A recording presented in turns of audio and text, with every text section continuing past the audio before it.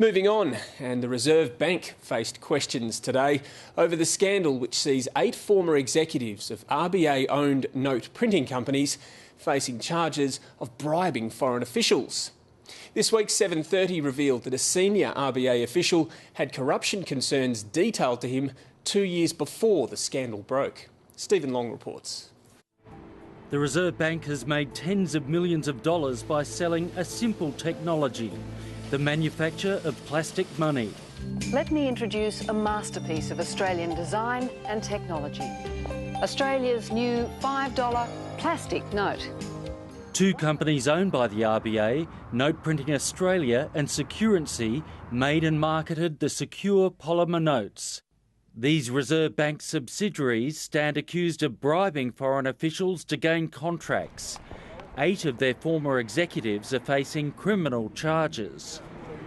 Today, a defiant Reserve Bank Governor, Glenn Stevens, appeared before the House of Representatives Economics Committee. There was no cover-up. He was grilled about what the RBA's top brass knew about the corruption scandal and when. What I wanted to ask you, Governor, was when you first read that written memorandum. I did not read it at that time. It wasn't given to me, is my memory. I have read it. I've read it recently because it is in fact part of the brief of evidence for the present proceedings. The hearing came 3 days after 7:30 revealed that the Reserve Bank knew of serious corruption allegations years before they became public. In June 2007, 2 years before the scandal broke in the media, a secret meeting was held at the bank's headquarters in Martin Place, Sydney. Bank sources have revealed who was there: Deputy Governor Rick Battolino and this man, Brian Hood, the company secretary of RBA firm Note Printing Australia.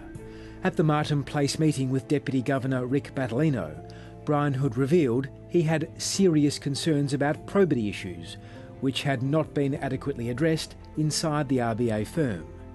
Brian Hood set out the allegations in writing in detail to Rick Battolino.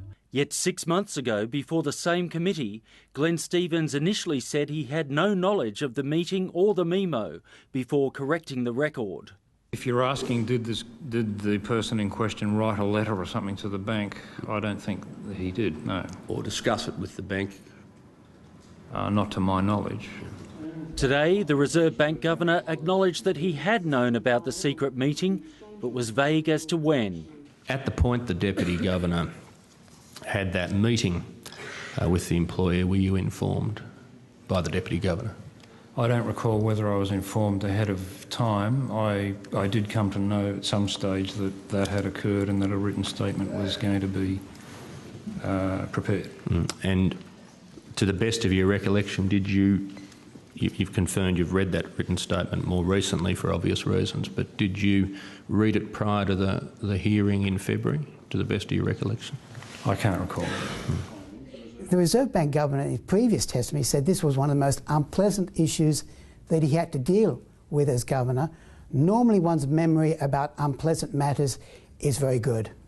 Liberal MP Tony Smith wondered why the former Deputy Governor hadn't informed the bank's parliamentary overseers about the allegations.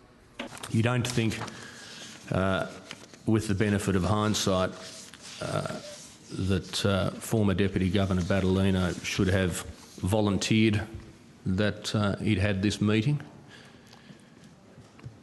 Well, I don't know. I think he, as far as I could see, sought to answer the questions that came. You don't think at that point, through all the questioning over a couple of years, it would have been sensible for him to say, well, as it happens, I actually had a meeting with the person who's made these concerns clear or allegations?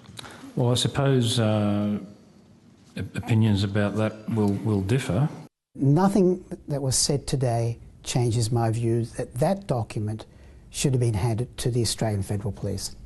The Reserve Bank boss maintained that the bank had done the right thing by seeking an independent review and report on the allegations from the law firm Freehills.